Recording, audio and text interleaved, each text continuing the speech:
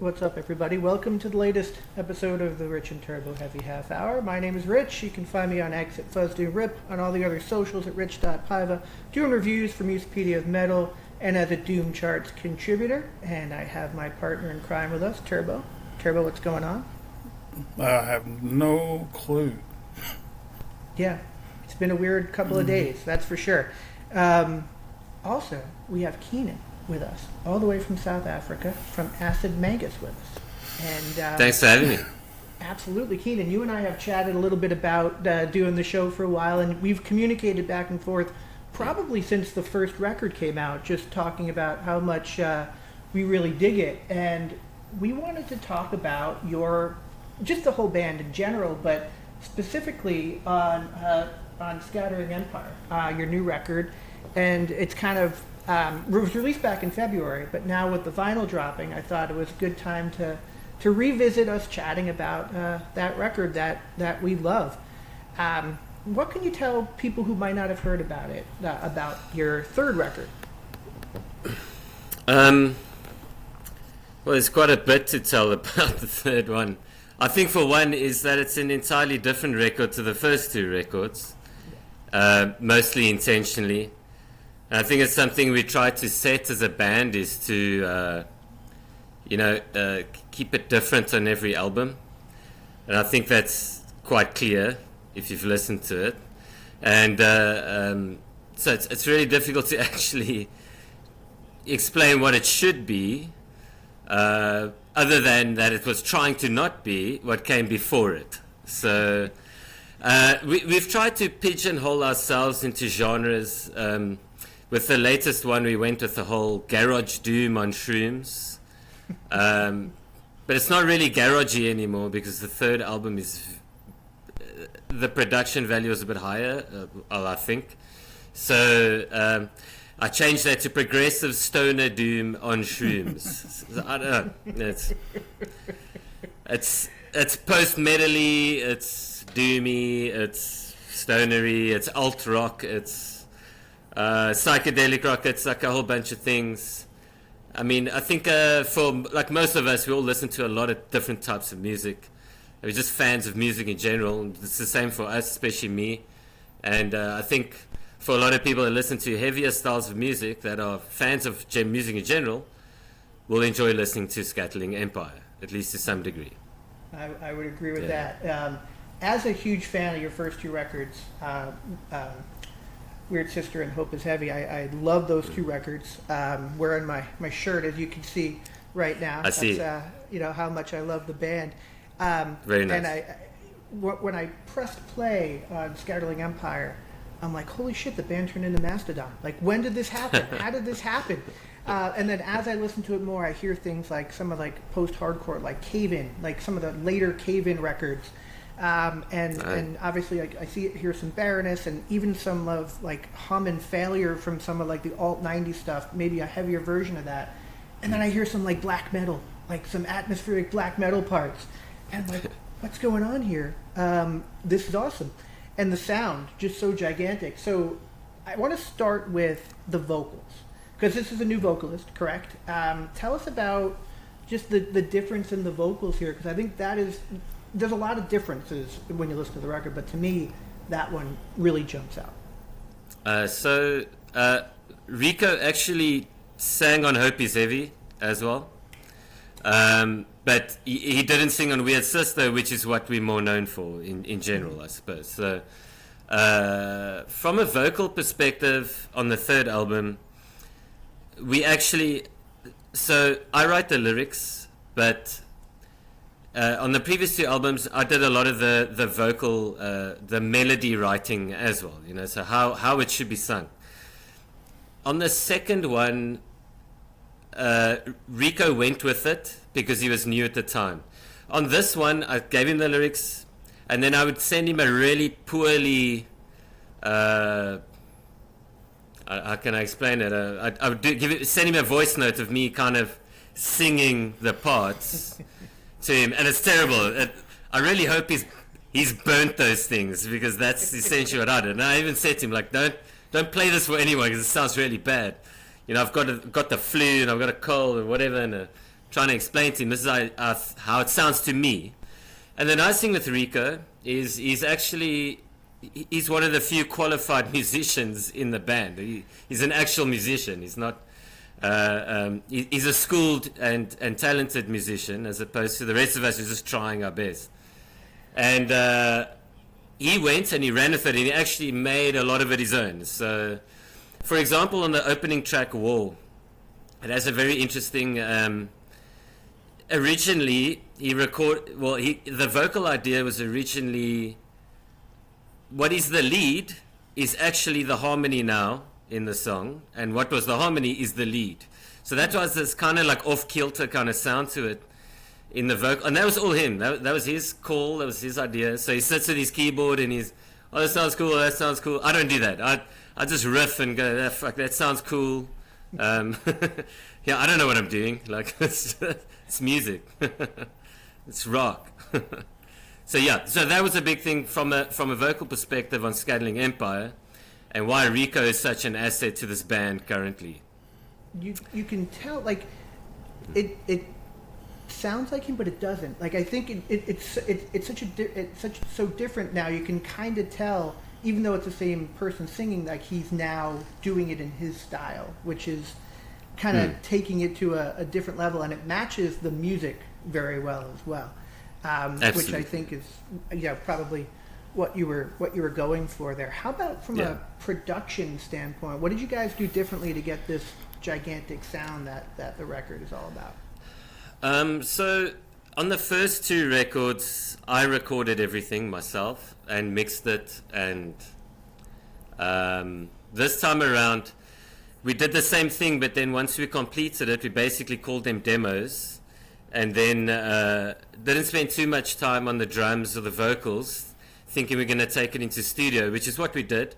And in Johannesburg, South Africa, there's a guy that we worked with by the name of Jacques Duplessis. He has a studio called High Seas Studios, and he's also he's recorded everyone. He's a great producer. Great music knowledge, as most of them are, but him specifically, he actually knows our drummer quite well. They were in a band at one time, and he's been around the block in the local scene himself. He's a great musician himself, and we decided, and he's even recorded Coldplay. When Coldplay were up here, he recorded something they did here locally, like not one of their albums, but something they did down here. And I've always wanted to work with him. So we decided, let's try and do it properly this time. Properly. So not just me in my room. Well, not my room, but my studio, which is a room. And we did it. It was weird. What was cool is because we had prepared the songs. We've never prepared songs. What is the demo becomes the final version. And this time around is we actually got to take what we had and then go into a studio and then mull it over even further after we tracked a bunch of things. From a tone perspective, we used these amps, and I think that changed a lot for us. It's very difficult for me because it just didn't, a lot of the time I didn't feel like the tone was really there for me. I still don't. Well, I hate my own music. I mean, that's the whole point of this, right? But but the thing is, I mean, that aside, sympathy aside, I had to also just get over a lot of speed bumps here for myself to kind of get through this whole process and kind of just trust him to a degree. And I think it worked in the end because the guy's really great. And the really cool thing is how he records drums, and the fact that we had a really solid drummer this time around too, all came together, and I think that pushed this album into an entirely different space, especially from a production and sound level. Guitar tone and all the rest, pedal, guitar, amp. I mean, nothing different there really. Apart from the magic is in the hands, as they say. I think it was Clapton who said it's in the hands, right? So. It was a surprise, but not a bad surprise, right? Because being a fan of the band and being a fan of the sound. I mean, I loved your sound before that. Love the sound of the band now. It's funny that you're very self-deprecating in what you create, because you have a lot of people who really dig what you're doing. Yeah. Turbo, I know you have some questions for Keenan. I mean, that's typical of any artist, though, right? You're pretty It self-deprecating. seems that way, yeah. It's the curse. Is this lyrically? Is this a conceptual album? Does it follow a theme throughout for everything? Yeah. So I like to think that all our albums are concept albums, but maybe loosely. It's not narrative. I like to think of it as abstract meets narrative. And so what I'll do is, I have an idea. So how these albums generally work is, I will think of a title first. So for example, Scatterling Empire is actually out on a run. It was pitch dark winter morning. It was 5 o'clock in the morning. And in my head I was thinking about, we have a local artist, a local hero by Johnny Clegg and Savuka, and they have a song called Scatterling of Africa. And I had this word going, this in my head, this wouldn't leave me. I don't know why. I mean, I wasn't listening to the song extensively either, but this song, this word was just in my head. And I decided, and then the whole thing just started coming to me, is this idea of a Scatterling Empire. So this basically destroyed people at the hands of, we can say, colonialism in this case, and they've now built their own empire. This is actually the other side of what the story is really about. But what they got me to do is think on the whole idea of colonialism and conquest and culture and what that can do to a people, but not really base it in reality, because I don't want to what is it? Like trying to find the word here, like diminish real struggles, but it's still it's just something very interesting, and it resonates with me. So kind of use a kind of a fantastical realm for this, but it's not a real place. Well, obviously not a real place, but it's not. There's no name for it. There's no narrative, but there's a loose idea, and that's how all the albums go for me. Really, it's an idea, it's a feeling, because it's all a feeling at the end of the day when it comes to music. It's a feeling, and I take a bunch of words. It's word salad and a feeling, and we put it to music, and people must listen to it and go, okay, well, this means this for me, and it means that for him or her, and all the rest. So yes, it is a concept in a way. Cool. The artwork that goes with all of your records, it looks like you use the same guy, right? The same guy who's creating that. Do you, and I just had his name up. His name is Tyrone, if I'm not mistaken, right? Yeah. Tyrone, yeah. Yeah, Tyrone. So, do you give him a concept and he comes up with something, or does he just create amazing art, or a little bit of both, or how does that work? Because I love the artwork that you guys have on your records. Yeah, so that was pretty serendipitous right there. Right at the outset of, before we even completed writing Weird Sister, he came across some of our videos on Instagram, and he's from Durban, South Africa. It's the east coast of South Africa. Tyrone LaRue Atterbury. It's a double barrel surname, and yeah, it's a big surname.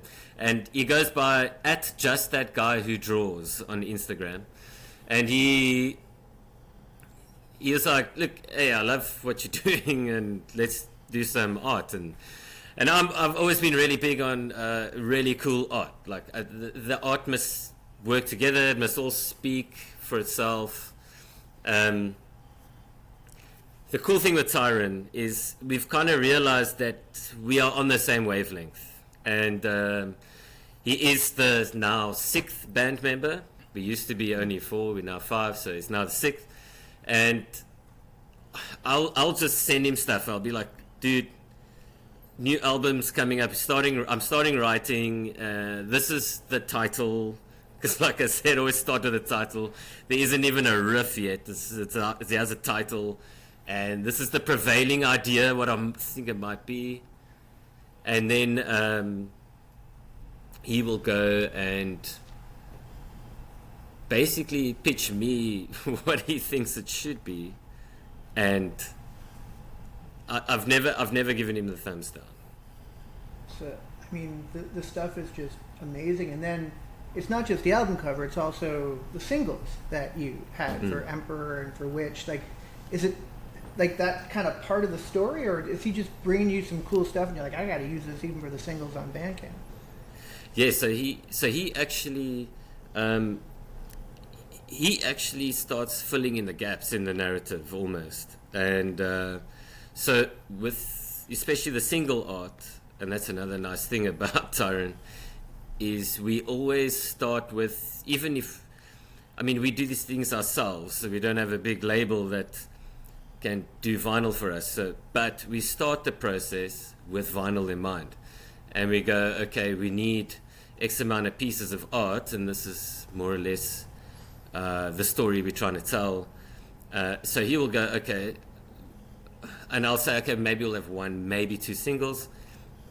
And then he'll put extra pieces of art together that will form part of the vinyl packaging and that we'll maybe use as a single art.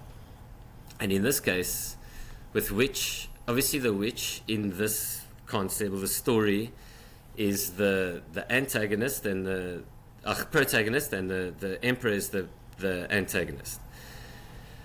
So the idea was to first show the Witch with dying people, her people being massacred in her arms, and then the Emperor as this. It was his idea to have this kind of conquistador-ish looking humanoid that is really like the Walking Dead almost, as the Emperor, which I think looks so cool, especially because the Emperor's holding like this fallen person's head. It's actually a head. You can't see that it's severed. I think he wanted it to be even more gruesome, and I was like, go for it. And then he reined himself in. You see, he makes all the decisions. Really, it's like that's really great.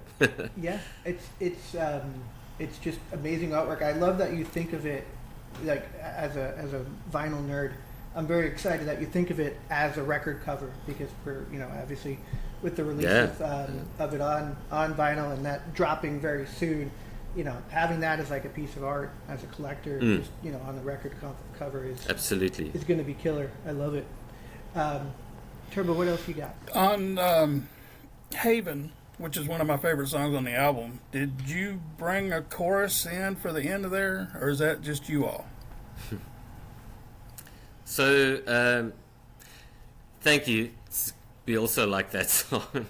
But what happened there is in studio, so Jacques, the guy at High C Studios, has connections to the Soweto Gospel Choir, who we didn't get. Okay? We didn't get. We really wanted them, but they're quite expensive, as they should be. And well, it was always a possibility, but then we mulled it over a bit, and we looked at how we are just a really small kind of stoner doom RT-ish rock band out of South Africa, and where we come from, no one cares about what we do. And so we thought, okay, let's spare the expense. Let's rather put more into recording and look into vinyl, things like that. And so what we did do is Rico and Bez. So Brendan Bezadenot, the other guitarist. He's also the other guitarist in Rough Magic. He's our other guitarist. He's also a great singer. Him and Rico basically recorded all those vocal parts. So Rico went and mapped it out on what they should sing, and they sang each note, each part in the scale themselves. Oh, that's cool. Mainly Rico. Yeah, which was quite cool. So it's like a Rico choir with a bit of bass in the loop. Who needs a big choir when you guys can do it yourself, right? I mean, you know. Well, that's exactly what we were after. Yeah. I think it worked quite nicely. Yeah.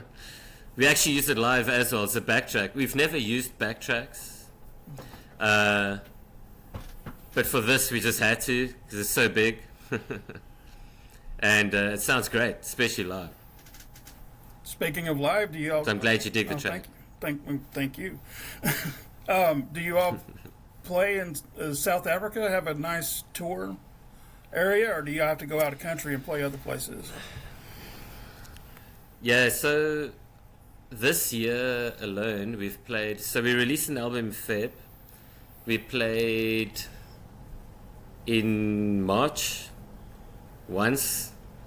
And we're aiming to play, we haven't announced it yet, but we're going to play again in August. And we're hoping to play one more time before the year is out in Cape Town, if it comes together. So, no, there isn't really, I'm not trying to shit on our local scene. Everyone, there's a bunch of people who are really trying really hard, and they're doing good work, but there isn't really anything here.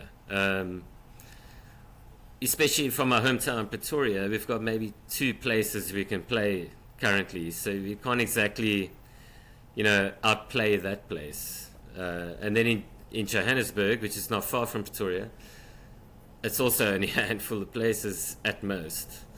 So yeah, it's kind of tough. We have to go out of town, and there is no way out of town either, unless we go to Europe or.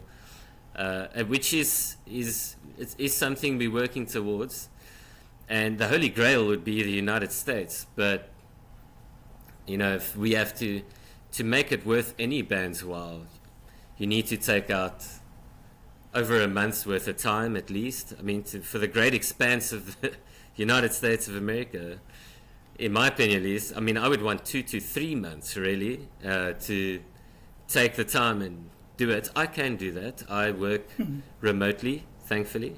The only thing not holding me back, but that isn't that easy for me, is I have a 2-year-old son that I wouldn't want to leave behind, but maybe I can take him with. I don't know. We can see how that goes. And then the other guys, some of them work jobs, so that makes that kind of thing difficult. Not to say it can never happen, but because ideally that's where we want to go, and we will. I've also moved away from them. They're all in Pretoria. I've moved to the coast, in the Western Cape. So, but we're still very much alive. They're actually already plotting album 4. It's going to take a while though. I'm tired. But with the 2-year-old, life's tough. It's interesting. I always think we don't see a ton of South African bands that come up. I feel like if you were from somewhere in Europe or somewhere in the U.S., this record would be gigantic, right? I think it's more of like the word of mouth of some of the people who like on Doom charts, and some of the people who just kind of push and tell everybody how great your stuff is. Who are like Rough Magic's from your area? Who are some of the other bands that we might know, or ones that we should know from the South Africa scene? I know you said it's small, but there are some good ones, I assume, that you would maybe call out as ones we should check out. There's some excellent stuff. Weedian not long ago also reached out and did a little compilation, but there's us before us is Rough Magic, Mad God, long before Rough Magic. Well, don't know if it was before Rough Magic, but they long time ago. Proper Doom.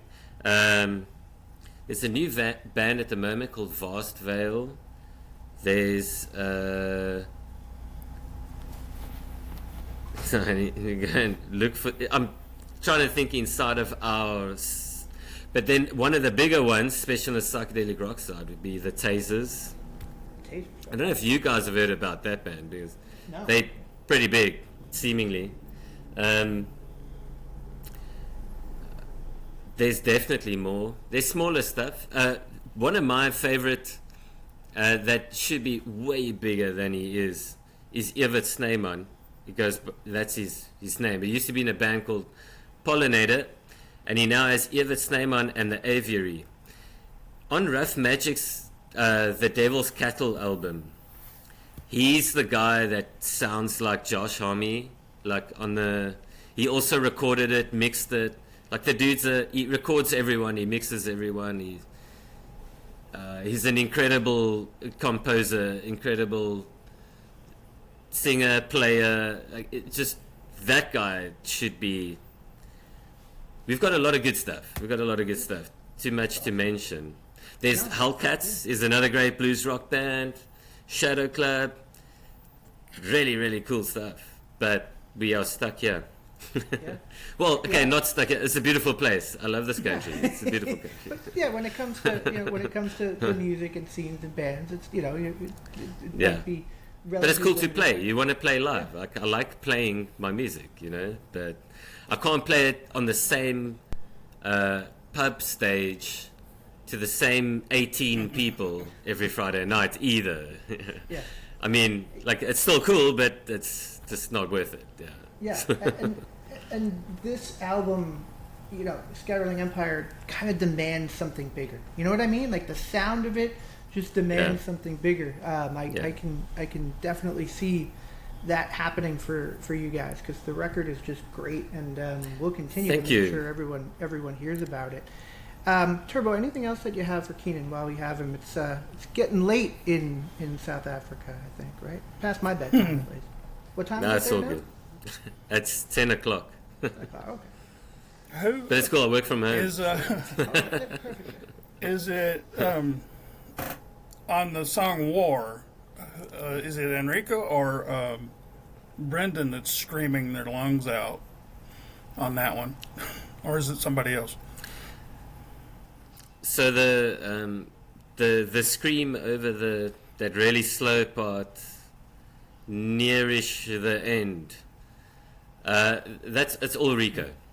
Everything there is Rico. Everything you hear on that song is 100% Rico. So he actually said, he's like, I think we should add this little screamy. It's more like a grunty scream thing. He's like, because it sounds like it gives it an Opeth feel, is what he said. And I was like, cool, man. I'm done. You are killing it. Like, you could turn around and fart in the mic and it would be great, dude. So, just go for it. Because he was killing it. Yeah, no, it's... and I mean, and a lot of that... Sorry, and a lot of that was actually single takes. And there's no... I think we used Melodyne once or twice just to quickly neaten one or two notes, because we didn't feel we needed to move on. We needed to save money. But a bunch of things were single takes. Even the yell in Emperor, in the middle there, he holds this note for a really long time. Single take. First take, single take. Same with in Caligulator on Hope Is Heavy. In my home studio, first take, single take. He holds that yell. So the guy's got some serious chops. Where we found him, just to give you a little bit of a, because no one here cares, so I'll tell you.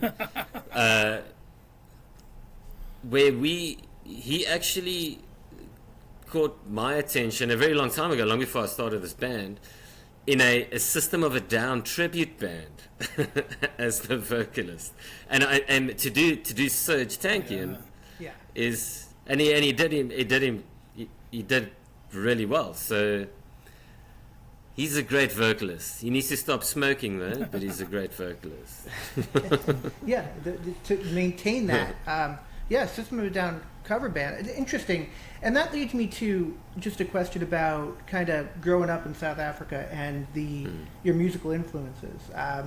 As an ignorant American, I assume that you're hearing all the stuff that that we would probably hear, in the stuff that would influence you from a heavy music standpoint. But what were you digging back then that kind of helped mold the taste that brings to your band now and what you listen to? Well, growing up in South Africa, luckily, my parents also, and a lot of my family listened to, Led Zeppelin, Pink Floyd. My mom got me into Floyd, which I obviously still love to this day. My dad was more into kind of the 80s pop kind of stuff, which also has its influence. There's some excellent stuff there. But where I found myself was with Rage Against the Machine and Tool, actually. And I think that does kind of speak for itself.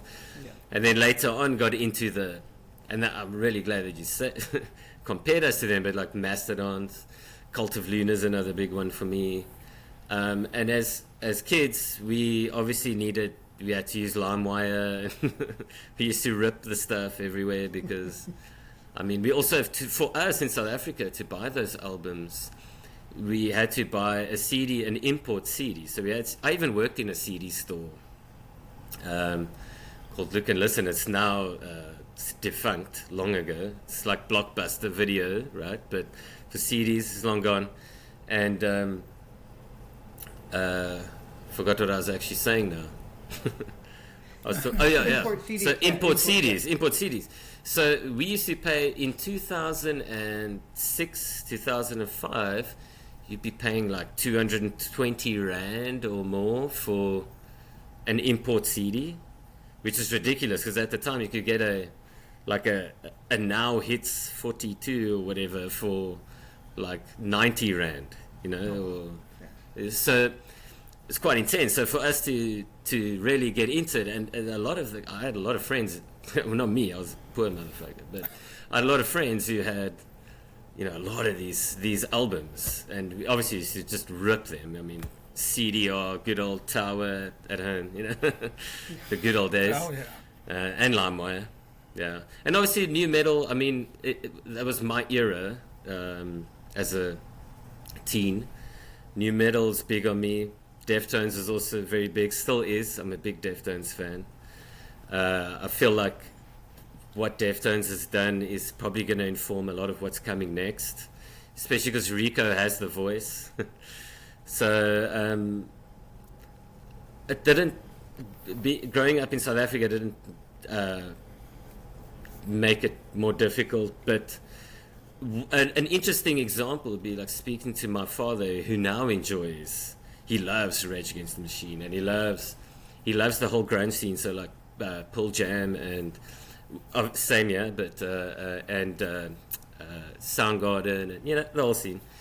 And he was saying how it just wasn't in the environment, so he didn't listen to it, and he hates that he didn't, because he missed out on so many cool shows. We actually had some people come over after apartheid ended and there were no more sanctions.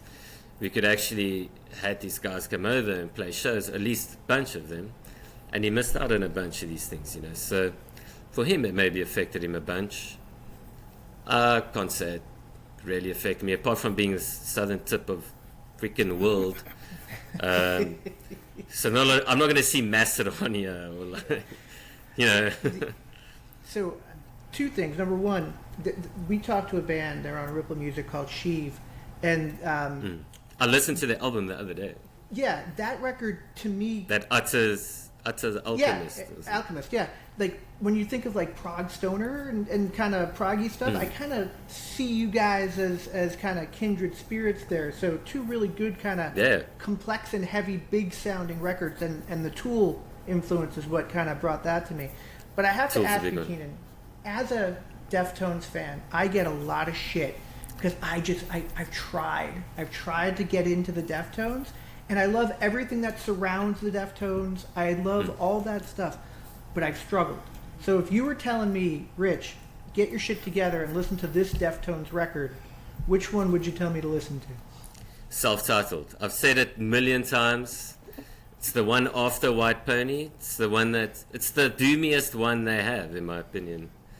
Okay, there are many other great ones, but for a stoner doom guy, it's one that's resonated a lot with me, is the self-titled.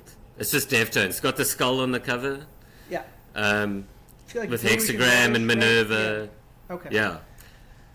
Okay. Battle Axe, brilliant album. I'll give it a Beginning shot to again. end, bangs. It goes so hard. It is just heavy, heavy, heavy. It's beautiful. Given the things I listen to, it makes no sense that I don't like Deftones, and people don't understand. So again, it's my problem. Yeah, that's right. I will get through this problem, and I will figure it out. But I will report back on Try to fix on that. my thoughts. I will try to fix this. Yes. Even if it's We just won't that get- album. We won't get into my Pink Floyd problems too. That's a whole other show that we're going to have. Oh no. I know it's terrible, right? It's and every time somebody mentions Pink Floyd on our show, which is like 70% of the time, I see Yeah. Turbo just kind of look at me a little bit like, "Rich, what the hell's wrong with you? What's your Is he problem?" there yet? I'm trying. We're working trying. on Well, you should you should meet my mother-in-law. She hates Pink Floyd. If she hears Comfortably Numb in a corner somewhere, she kick it over. Hates it.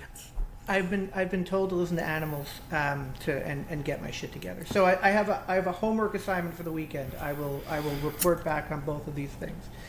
But you listen to Acid Magus, so it's cool. You're good. Exactly. Yeah. Well, I mean, what more do I need to do? Turbo, anything else for Keenan while we to wrap us up here? I think we covered everything. Appreciate you taking your time, and we really enjoy the album. So Yeah, Acid Magus. Thank you for having me, and thanks we for love listening. the band. Absolutely, Appreciate we love it. the band. Anybody who likes any of the things we just talked about, or just likes good music, heavy music, Just not Pink complex Floyd. sounding music, just not Pink Floyd. I just Who got him to Pink like Floyd Van likes Halen it. this Yeah. year, man. Yeah, Oh, I'm such a pain in the ass. Please. let's not do that. Anyway, Scatterling Empire. Go listen to it. Order some vinyl too, and the shipping's not bad. You would think the shipping from South Africa would be bad. It's not that bad. It's way better than Australia. It's from So- Italy. So there you go. That's why. But thank you, Keenan. Thank you. I know we've Thank chatted you. a little bit. We've talked on the socials. Just love the band. I can't wait to hear what you guys do next. And thank you so much for talking to me. Thank you, and thank you for the generous support all these Absolutely. years. Thanks for having Thank me, you. guys. I really And have a- appreciate it. Have a great evening, and come back will and do. talk to us again. Absolutely, looking forward to it. Go well. Thank you. Cheers. Bye bye. Bye bye.